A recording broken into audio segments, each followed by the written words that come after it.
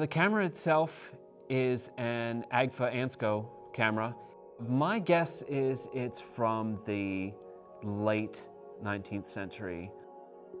It's a field camera, so I'm able to pack it in and get out to some pretty remote locations. I use a modern lens because I'm able to get pretty consistent results. I'm not interested in being a vintage, antique-y photographer. I want to do my own work with the constraints of the older methods and bring contemporary people, contemporary ideas, and mix them together. So it's not an issue of my camera is old, therefore I want my photography to look old.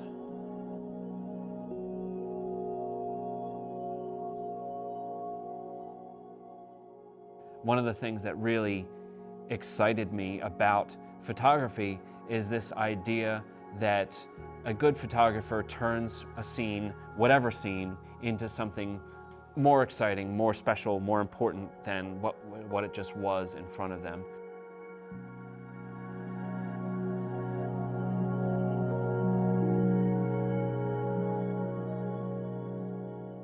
Slow Impressions is the name I gave to the project because to me it talks about not only the process of making this, the very slow, careful, and considered way I have to make these photos due to the particular process that I'm using. It has to deal with the idea of these being this fantasy portrait of this person in a world that really doesn't exist. In this world, we haven't moved on from things like the calotype and the daguerreotype from the 1840s. We have these contemporary people in these contemporary locations that still need to be photographed with this very slow process and this very tedious process in a way that the resulting question is, what would it look like if this was the only photo ever made of this person? So the Slow Impressions has to do with this idea that it would be a different kind of experience for a person today to be photographed this way, knowing that it could be the only one of them in their life. How would they respond to it differently, and what kind of different importance would that take on? I was getting inspiration from one of the first technologies, which was the calotype, the in-camera paper negative, and then using the modern black and white darkroom to make an enlargement instead of just the contact print. I decided to start my own practice shooting on photo paper, making paper negatives. It's not made for making prints. The photo paper I use is made to be the print, not the source of the print. I like to print uncropped with all my shots because I like to leave the dirty border around it as a signature of the medium, this idea that it's in the darkroom, made by hand, and kind of splashed onto the page rather than something that's neat like a digital print.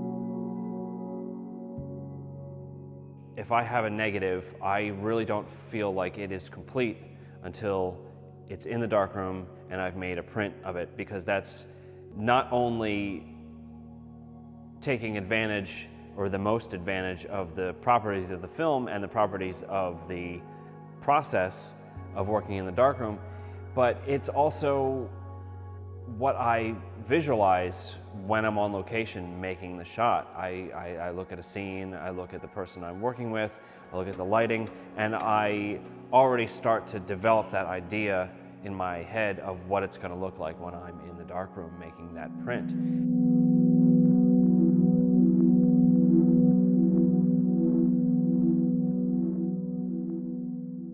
Ever since I've been making photos, I've wanted to tell my own story. I've not been interested in going out on the street with a camera and doing things like documentary or street photography. I've always wanted to be the director. If my individual photos were a movie, I wanted to be the guy telling the story. I shoot almost entirely people. I come from a background in the theater, and so that has always been my biggest inspiration. I like working with models because they're easy to work with. We were working with Cameron a few weekends ago. She's completely natural in her movements, in the spontaneous way in which she is back and forth there, and so it gives me a lot more to work with. Possibly like shoulder, yeah, leading with that shoulder, and then like maybe like bent. Yeah, okay, I will let you know. And I think I like your head as it is. 3, 2, 1, closed.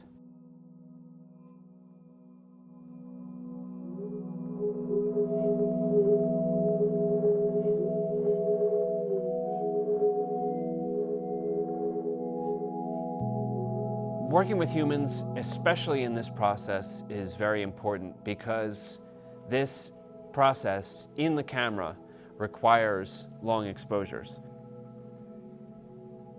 Orient your body sort of at me right here. Directly, we'll start with this, and then, yeah, head out that way. That looks good. And let me take a look here, and we'll see what we can do. We're not going for an actual blurred, constant movement type of thing, but if you have just, your sort of life about you over that 15 seconds, and it's going to be somewhat soft as a result, that's actually okay. All right, freeze. It's going to be 12 seconds again. And 12 seconds.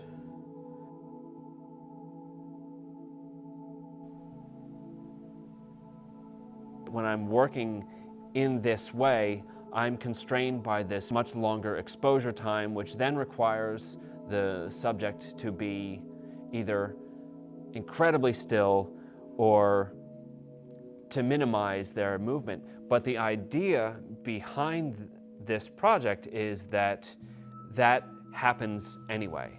I've made close-up portraits that are blurred from motion because the exposure is 20 to 30 seconds, and that's just a part of it. It becomes a part of the story that's being told in the picture.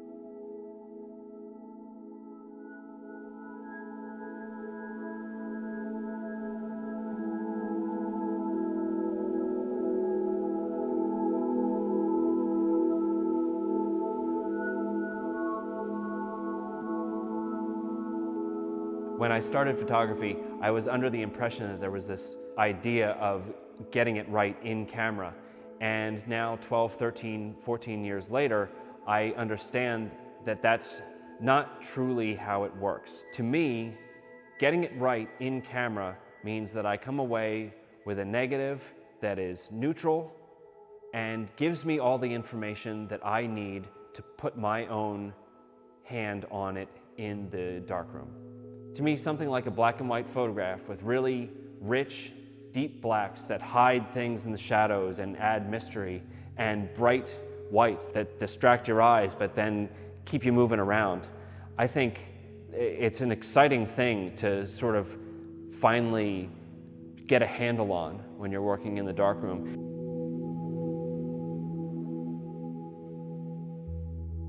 We worked with Ariel at the Albany Bulb outside of Berkeley.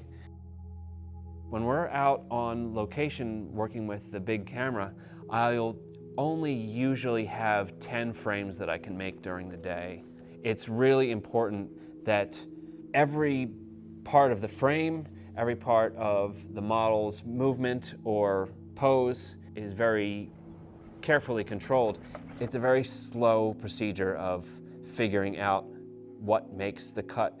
And then, of course, once we have 10 frames from the shoot at the end of the day, going into the darkroom and deciding what to print, of those 10, it's probably only going to be maybe 1, maybe 2 that make the cut, even with a process that slow and focused.